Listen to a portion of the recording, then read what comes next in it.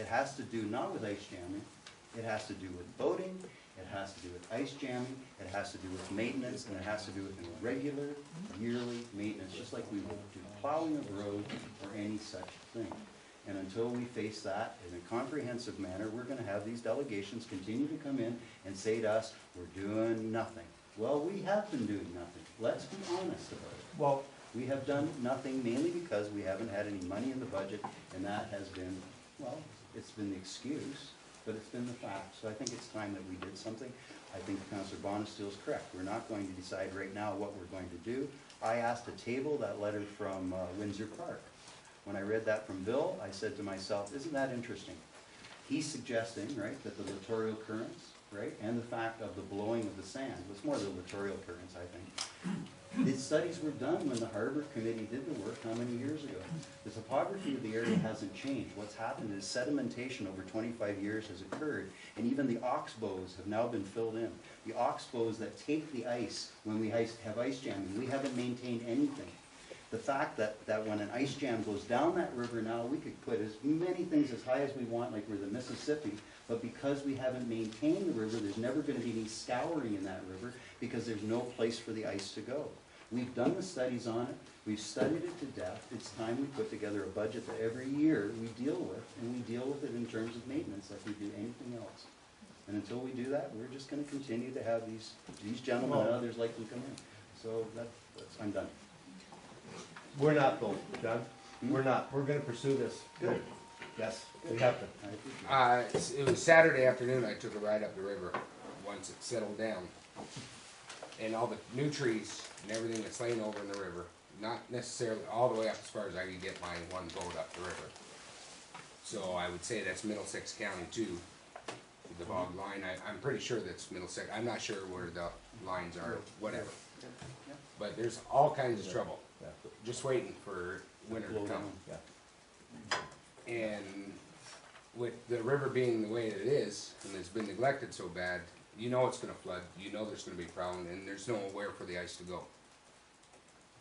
When I was out on the dredge boat the last time, and the dredge boat can't leave Fort Franks, it's got to be craned out, it's got to be brought back, and I think it's got to come to Grand Bend to get markers out or something. Grand Bend's channel is fine, I understand, but anyhow. The point is that what's going to happen when all this floods? It's been an ongoing issue. There's been debris, there's been everything in the river. Why haven't we been maintaining it? Like, why isn't there any money there? I don't understand it. I guess we just got back from the south from a week down there and we watched Hurricane Sandy in the fall.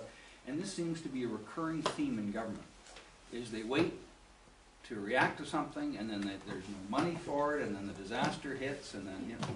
And I guess what concerns me, since I've been sitting at this table. We've waited years. Yeah, this is not just a local municipal responsibility. You have two levels of government involved in this. And from what you're saying, I'm wondering if if there was a harbor committee, grab some people with common sense and our staff and demand a meeting with MNR and with the feds and say, here's guys here, we don't need bureaucrats sitting in 35-story towers looking at floodplains and coming up with theory. These guys are living it. So why can't we as a municipality ask for a meeting with MNR and with Fisheries and Oceans, it's in their job spec as well, and get a committee together and say, we need to do something now. We need to be proactive. We're not going to wait for the hurricane to hit. And I don't know what it is with governments that they can't do that. It's got to be more than just about money. Okay, well, who owns the river? Does London Shores, do we own the river? No. So, who is that? Who owns the river? Navigable waters would be the feds, wouldn't it? Oceans of Fisheries. Oceans and Fisheries. It's a land. Pardon me? Oceans, Fisheries, the feds, and then there's municipal or provincial responsibility for the beds. Okay, So there's a responsibility there. Absolutely. It's not a natural water course. Okay, no, this is what I want to hear, Mr. Mayor. I want to hear, excuse me, I want to hear what he has to say. Pardon me? It's not a natural water course because it's been made, it was dredged out. That's right. Every year. But who's responsible for it? Who's responsible for it? Yeah, for the river. Somebody is. It's either a river or it's a drainage ditch. What is it? Because if it's a drainage ditch, sorry, Mr. Mayor, if it's a drainage ditch, it's supposed to be kept at a minimum of 4 feet. So, And if it's a navigable waterway, it's gotta be navigable. So, what is it? What is, Brent, I don't know, I want to put you on the spot. What are the plans? So I know we have new plans to get the dredging work better next spring with the contractor that's Plan for there. this fall. I don't think we have any plans. Well, for right this. now, we're just moving forward on, as council directed, on the ice management plan, developing the cost sharing formula to spread out the cost so we can actually do something. excuse me, Brenton, that's when's that gonna take place? We're probably in the next 2 to 3 months, we'll have the cost sharing plan done, presented to council with two different options to maintain the cut. And then council will be asked to make a decision of which of the two they prefer, and then we'll have to pursue funding up to the WECI funding that Laurie talked about. And then also push the ABC and the upper levels of government to try and push this out to more people for funding. Has there been any? Okay, it sounds kinda like it's Excuse me. all, oh, sorry, questions? sorry. Has there been any discussions or any costing on removing the deadheads and cutting the Yes, brush? yes, there and has, that? the plan we're looking at right now is just under $1 million. To fully dredge the entire cut from the old rivers, in between 5 and 6 million. The least cost option right now is $1 million. And that is to do, sorry? The localized dredging in Localized in the bad areas and all the deadheads, and restore to the original trapezoidal cross section. Okay. So that would include just the deadheads and the 2 main gravel beds? No, it's not. No, there's off the top of my head, I can't recall all the areas, but it's not just 2 areas. There's numerous areas all the way back up, and then east of the actual bridge as well. Okay, because really, I've lived there my whole life, but I know there's 2 gravel beds and there's deadheads that Yep. cause all the problems. Yeah, well, through the ice jam study, we went through and sounded everything, Yeah. and we've looked at the worst areas, and the plan is to grab all the worst areas, one Okay. clean cut, and then after that, that's one of the options. Yeah. And after that, do an annual maintenance program. Okay, so that was to happen, and you were to dredge that out, we were to get money for that, or funding from that. And I see the Lambton Shores is looking for sand, they wanna buy sand for their sand tower or sand shed, whatever it is. They got tenders out.